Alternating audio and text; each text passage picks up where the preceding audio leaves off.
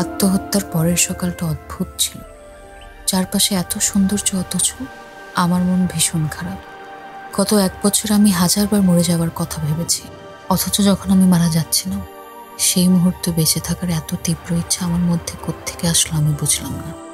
নিজের জন্য, বাবা মার জন্য, সবার জন্য অনেক কষ্ট লাগছিল। দিবার কথাও মনে পড়ছিল খুব। পৃথিবীর সুন্দর জিনিসগুলোর লিস্ট আর দেখা হলো না আমার। বিশ্বাস করেন, আমি অনেক চেষ্টা করছিলাম ফিরে আসার, কিন্তু পারিনি।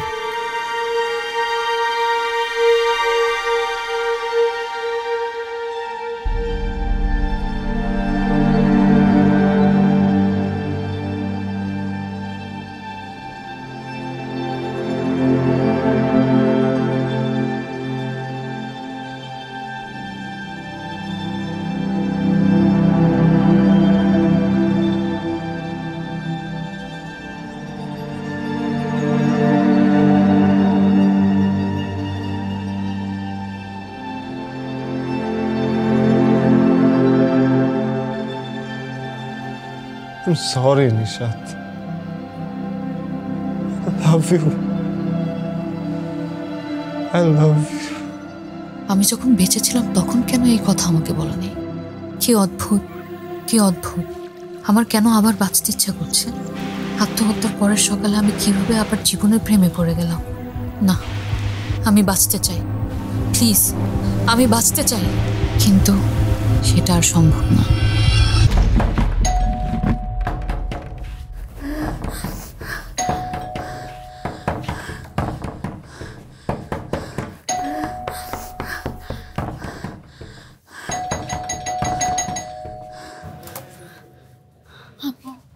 দিবা অনেক অসুস্থ, আপনি একটু যাবেন আমার সাথে? কয়েক মাস আগে দিবার লিউকেমিয়া ধরা পড়ে। কোনো এক অদ্ভুত কারণে ও আপনাকে খুব পছন্দ করে। আজ যখন শরীরটা অনেক বেশি খারাপ করলো, তখন খুব করে আপনার সাথে দেখা করতে চাচ্ছিল। আমি আপনার বাসায় যে অনেকবার কলিং বেল দিয়েছি, তখন আপনি দরজা খুলছিলেন। তখন মনে হচ্ছিল যে দিবার সাথে মনে হয় আপনার আর দেখা হবে না।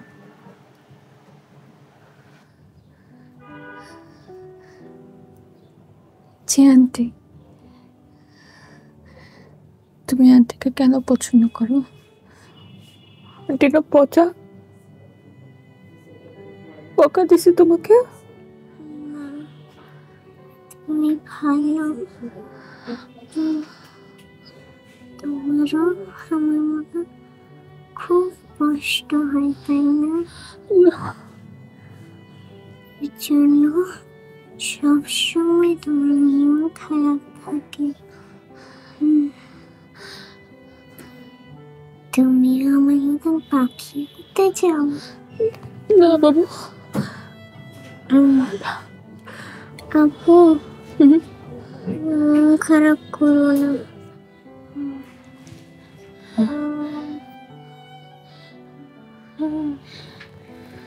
আমার কথা মতন আমি এখানে পৃথিবীর সুন্দর জিনিসের লিস্ট করছিলাম, কিন্তু এখন আমি আর লিখতে পারছি না।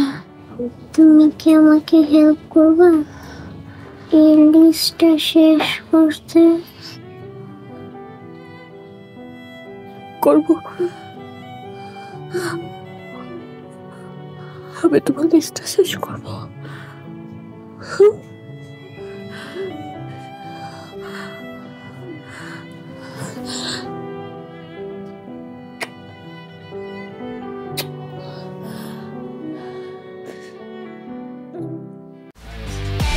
একমাত্র ওয়ালটন এসি দিচ্ছে 1 বছরের রিপ্লেসমেন্ট গ্যারান্টি এবং কম্প্রেসারের 10 বছরের গ্যারান্টি।